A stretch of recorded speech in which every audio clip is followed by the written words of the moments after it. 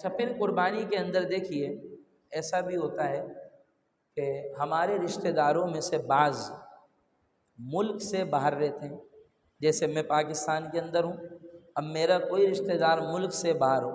اب عام طور پر کیا ہوتا ہے وہ فون کر کے بول دیتے ہیں کہ بھائی آپ میرے نام کا ایک حصہ قربانی کر دیجیے گا۔ اب اس کے اندر دیکھیے ایک احتیاط ہونا ضروری ہے۔ ایام النحر، ایام النحر بولتے ہیں قربانی کے دنوں کو، پہلا، دوسرا، تیسرا۔ اگر کوئی بندہ کسی دوسرے ملک میں ہو، کسی دوسرے شہر میں ہو، اور اس کے نام کی قربانی کسی دوسرے ملک کے کسی دوسرے شہر میں ہو، تو اس کے لیے شرط ہے کہ دونوں جگہ ایام النحر ہوں۔ شرط کیا ہے کہ دونوں جگہ،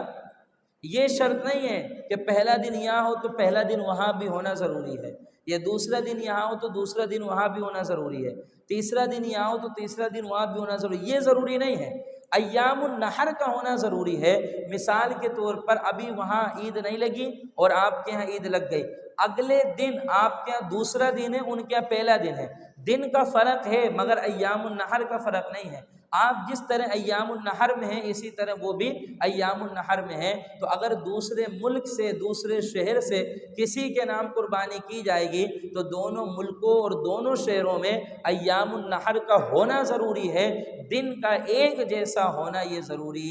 نہیں ہے۔ بعض دفعہ ایسا ہوتا ہے قربانی کے پہلے دن قربانی کر لی، اب پتہ چلا کہ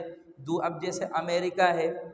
تو وہاں تو ہمارے یہاں پاکستان اور وہاں تو پورا کا پورا معاملہ الٹا ہوتا ہے، ہمارے یہاں دن چل رہا ہوتا ہے، وہاں رات چل رہا ہوتا ہے، اس طرح کا معاملہ ہوتا ہے۔ اب ہمارے یہاں دن ہے، پہلا دن لگ گیا، ابھی ان کے یہاں پہلا دن نہیں لگا، ابھی کافی گھنٹوں کے بعد پہلا دن لگے گا۔ اب ہم نے کیا کرا، ان کے نام کی قربانی یہاں کر ڈالی۔ اب جب ہم نے ان کے نام کی قربانی یہاں کر ڈالی تو وہاں تو ایام النحر تھا ہی نہیں، تو اب اس صورت میں ان کے نام کی قربانی ہوگی ہی نہیں۔ لہذا اس لیے جب کوئی دوسرے ملک سے، کوئی دوسرے شہر سے، یا آپ کسی دوسرے ملک میں، دوسرے شہر میں قربانی اپنے نام کی کروانا چاہیں تو اس چیز کا آپ خیال کریں گے کہ ایام النحر کا ہونا دونوں جگہ ایک سیم ہونا ضروری ہے، اور دنوں کا سیم ہونا یہ ضروری